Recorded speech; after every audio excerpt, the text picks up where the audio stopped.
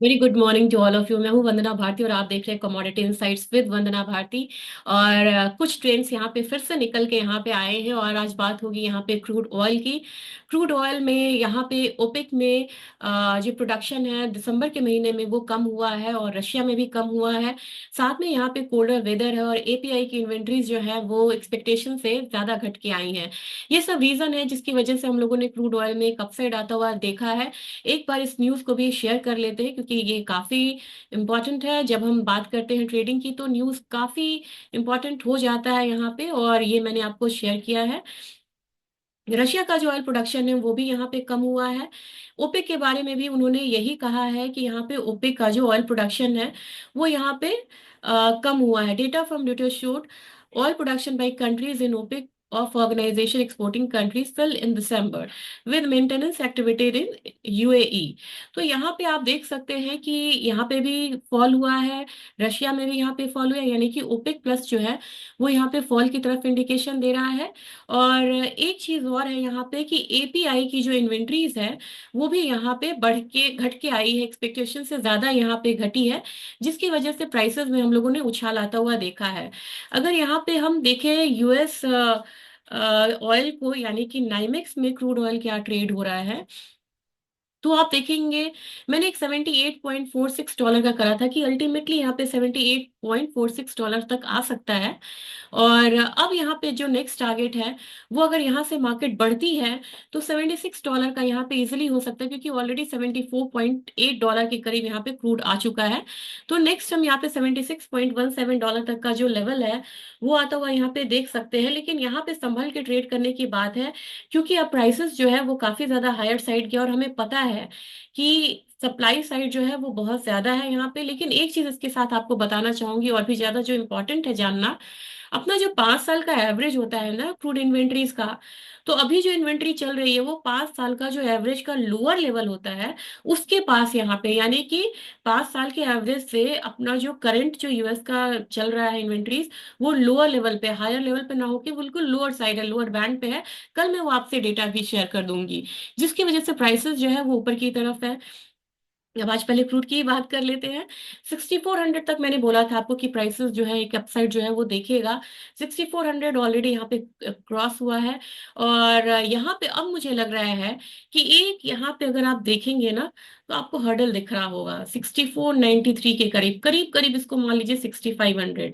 ये एक हर्डल है, इस हर्डल से आपको बच के रहना होगा। यानी कि ऑलरेडी अगर आपने यहाँ पे बाइंग किया हुआ है तो अल्टीमेटली आपको यहाँ पे समझना होगा। ये तो इसने रेजिस्टेंस को बीच किया, मैं ये यहाँ पे डिलीट करती हूँ। और मुझे लग रहा है कि नेक्स्ट यहाँ पे ये वाला रेंज आएगा 6500 का, वो इसके लिए एक रेजिस्टेंस की तरह साबित हो सकता है यहाँ पे, और इसको रेजिस्टेंस मानेगा। तो मेरे ख्याल से अब यहाँ पे समय आ रहा है कि 6470 से 6490 के बीच में आप यहाँ पे प्रॉफिट बुक कर लें और फिर से डिप का वेट करें, फिर से यहाँ पे बाइंग की सलाह रहेगी। अब यहाँ पे एक झटका लगा है नेचुरल गैस में, क्योंकि नेचुरल गैस से पहले भी मैंने बोला हुआ है कि ये कमोडिटी ट्रेड करता है लेकिन सिल्वर की तरह मूव करती है, काफी अपसाइड डाउन साइड मूव आता है। यहाँ पे हम लोगों ने देखा कल के दिन में एक फॉल आया, आज का दिन थोड़ा संभला हुआ लग रहा है, और यहाँ पे प्राइसेस जो है अपसाइड होता हुआ दिखाई दे रहा है। तो अब यहाँ पे बाइंग आएगी भी तो भी हम कल का ₹315 को ही टारगेट करेंगे। तो 305 पे भी खरीदते हैं, ₹315 का टारगेट रखिए, 300 का स्टॉप लॉस लगाइए। अब आ जाते हैं गोल्ड और सिल्वर पे। गोल्ड सिल्वर से पहले हेल्थ देखते हैं इक्विटी मार्केट का। कहानी कोई बहुत अच्छी नहीं है यहाँ पे। अब ये जो स्टार्ट हुआ है 2025 का, चाहे आप वो निफ्टी ले लें, सेंसेक्स ले लें, यहाँ पे आप चाइना ले लें, चाइना की हालत भी यहाँ पे बहुत बुरी है। यूएस मार्केट जो है वो भी यहाँ पे जो निचला स्तर रिसेंट बना था फिर उसके पास यहाँ पे जाता हुआ दिख रहा है। और यहाँ पे मुझे लग रहा है कि डाउ जोन्स भी गिरेगा, और साथ में यहाँ पे S&P 500 में भी यहाँ पे फॉल आएगी। और जिस तरीके से सर्विस इंडेक्स है यानी कि नास्डेक है वहां पे भी फॉल एक्सपेक्टेड है। और इन सब चीजों में सबसे ज्यादा जो सेफ हेवन बाइंग है वो यहाँ पे रिटर्न आ रही है, सॉलिड बाइंग हो रही है यूएस ट्रेजरी यील्ड में। और चाइना का ट्रेजरी यील्ड रिकॉर्ड लेवल पे गिर रहा है। यही वजह है कि अगर आपको एक्सपेक्टेशन होती भी है यहाँ पे कि गोल्ड में एक फॉल आएगा, वो फॉल आता हुआ यहाँ दिखाई नहीं देता है। और डॉलर इंडेक्स से लेके गोल्ड और ट्रेजरी तीन चीजों में पैसा जा रहा है, और साथ में पैसा यहाँ पे थोड़ा सा बिटकॉइन में भी जा रहा है, लेकिन रिसेंटली हम लोगों ने बिटकॉइन में फॉल आता हुआ देखा है। अब मैंने आपको यहाँ पे एक ये लक्ष्मण रेखा है, इसको क्रॉस नहीं करता तब तक इसको ही मान के चलेंगे अपना रेजिस्टेंस। कल के दिन भी मैंने आपको कहा था कि ये जो जोन है $2668, ये इसका एक रेजिस्टेंस जोन है, इसको क्रॉस करेगा तभी हम ऊपर की तरफ और मान सकते हैं अपसाइड। अब यहाँ पे ये यहाँ पे फिर से ये फॉल यहाँ से आता हुआ दिखा है। आज ये फिर ट्राई करेगा इस लेवल को हिट करने का, यानी कि $2650 चल रहा है। $18 और ऊपर की साइड ये यहाँ पे ट्रेड कर सकता है। और अपना जो ये गैप है फ्यूचर्स और स्पॉट के बीच में, अगेन ये $4-5 का था, ये बढ़ के $12 हो गया है। हमारे बाजार की बात की जाए, हमारे बाजार में अपसाइड अभी भी इंटैक्ट है, और इस लेवल को हम टारगेट कर सकते हैं 77,900 के करीब का। तो 77,550 के करीब बाइंग करें। 77,900 का टारगेट रखना होगा। स्टॉप लॉस यहाँ पे लगाना होगा 77,400 के करीब का। सिल्वर में यहाँ पे सिल्वर भी कंसोलिडेट कर रहा है, यहाँ पे एक रेजिस्टेंस फेस कर सकती है ये कमोडिटी, और ये लेवल है आपको $31 का। हमारे मार्केट में अगर यहाँ पे आप बाइंग करते हैं तो 91,100 पे भी बाइंग करते हैं, तो कल का हाई सिर्फ लेके चलते हैं हम यहाँ पे 91,650, और इसके बाद यहाँ पे स्टॉप लॉस लगाना होगा 90,850 के करीब का। और मेरे ख्याल से 92,000 पे एक रेजिस्टेंस जो है फिलहाल फिलहाल आपको देखने को मिलेगा। अब यहाँ पे मुझे लग रहा है कि जिंक में यहाँ पे बाइंग आती भी है, 276 तक बाइंग आएगी, बहुत स्ट्रॉन्ग बाइंग नहीं है। कॉपर में अगर बाइंग आती है तो मैं 820-822 तक का बाइंग एक्सपेक्ट कर रही हूँ। इसके लिए स्टॉप लॉस लगाना होगा ₹815 का। अब एक बार आते हैं हम यहाँ पे एग्री काउंटर पे। जीरा में बाइंग फिर से बार बार रिटर्न आएगी, और एक कंसोलिडेशन बनाते हुए एक ब्रेकआउट यहाँ पे आना चाहिए, और वो करीब करीब यहाँ पे 23,785 पहला टारगेट रखिए। उसके बाद हम यहाँ पे 24,500 का टारगेट रखेंगे। स्टॉप लॉस हमारा 23,000 का होगा। टर्मरिक में मैंने कहा था कि एक यहाँ पे डाउन साइड देखने को मिलेगा। आज के दिन में वो डाउन साइड आया, फिर एक रिवर्सल देखने को मिल रहा है, इसमें वेट करेंगे। लेकिन धनिया में मुझे लग रहा है कि प्राइसेस जो है और बिल्कुल हायर साइड यहाँ पे ट्रेड हो रहा है। तो नेक्स्ट यहाँ पे 8640 के करीब बाइंग अगर करते हैं तो मेरे ख्याल से यहाँ पे टारगेट जो है 8750 का होना चाहिए। स्टॉप लॉस लगाना होगा 8600 का।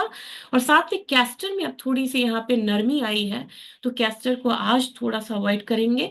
ग्वारगम में मुझे लग रहा है कि प्राइसेस जो है एक रेंज में है, ये हाई तोड़ता है। कल का हाई है 10,534 का, ये बहुत ज्यादा हो जाएगा।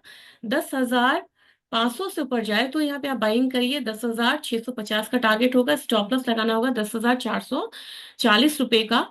और ग्वारसील में भी मुझे लग रहा है कि अभी फिलहाल बाइंग का इंडिकेशन नहीं है। आज का हाई तोड़े तभी आपको यहाँ पे बाइंग करना चाहिए, क्योंकि एक कंसोलिडेशन मोड में यहाँ पे प्राइसेस है। और कोकुड में, कॉटन ऑयल सीड केक में मैंने यहाँ पे कहा था कि एक जो बाइंग है ये बनी रहेगी, वो बाइंग बनी हुई है। 2900 तक भी इनफैक्ट लग रहा है प्राइसेस आना चाहिए। तो इसको यहाँ पे पोजिशनल कॉल में अपना टारगेट हम एक्सटेंड करेंगे और 2900 मान के चलेंगे। कल के दिन में एक क्वेरी आई थी मिंथा के लिए। मिंथा ऑयल को देखते हैं कि मिंथा ऑयल में क्या मूवमेंट है। काफी दिनों से हम लोगों ने मिंथा नहीं देखा है। तो यहाँ पे मिंथा अगर हम देखते हैं तो एक अपवर्ड मूवमेंट यहाँ पे बना है। अब लग रहा है कि यहाँ पे अगर मैं वीकली करके दिखाऊं तो आप लोगों को ज्यादा क्लैरिटी होगी। वीकली में एक बार आप 975 को टारगेट करके 975 से 985 तक आप यहाँ पे चल सकते हैं मिंथा ऑयल में। और एक बार हम जाने से पहले देखेंगे कि क्या इकोनॉमिक कैलेंडर्स है, और क्या ये डेटा जो है बता रहा है कि आज से कल में क्या ट्रिगर्स जो है वो देखने को मिल सकता है। तो इसमें अगर हम देखेंगे, ये मैंने अर्निंग कैलेंडर्स लगा दिया, इकोनॉमिक कैलेंडर्स लगाते हैं यहाँ पे। थोड़ा सा वेट करिएगा, क्योंकि इकोनॉमिक कैलेंडर्स के बिना आपको ट्रिगर का पता नहीं चलेगा। अब आप देखेंगे कल डेटा काफी अच्छा आ गया था यूएस का, जिसकी वजह से हम लोगों ने देखा था कि एक जो क्रूड ऑयल में इसने भी बाइंग में बड़ा सपोर्ट करा है। और ये डेटा था आपको नॉन मैन्युफैक्चरिंग प्राइसेस भी ऊपर की तरफ गए थे, पीएमआई भी यहाँ पे ऊपर की तरफ गया था। जॉब ओपनिंग डेटा बहुत बढ़िया आया था। ये काफी इंपॉर्टेंट था। और आज के दिन में अगर हम देखेंगे, आज है वेंसडे। वेंसडे यहाँ पे क्या आना है, तो क्रूड ऑयल इन्वेंट्रीज आनी है। इसमें तो हालांकि इतना दिखा रहा है, लेकिन एपीआई में फॉल ज्यादा दिखाया है, तो उसको लेके अगर हम चलते हैं एपीआई में 70-75% बार सही होता है। तो अगर यहाँ पे अगर उम्मीद से ज्यादा घट के इन्वेंट्रीज आती है, तो यहाँ पे अपसाइड फिर से देखने को मिलेगा। इनिशियल जॉबलेस क्लेम पे यहाँ पे बढ़ के आ रहा है, तो थोड़ा सा निगेटिव डेटा ये रहेगा। और कल के दिन की अगर हम बात करें, तो यहाँ पे एफओएमसी मिनट्स है, ये काफी इंपॉर्टेंट होगा।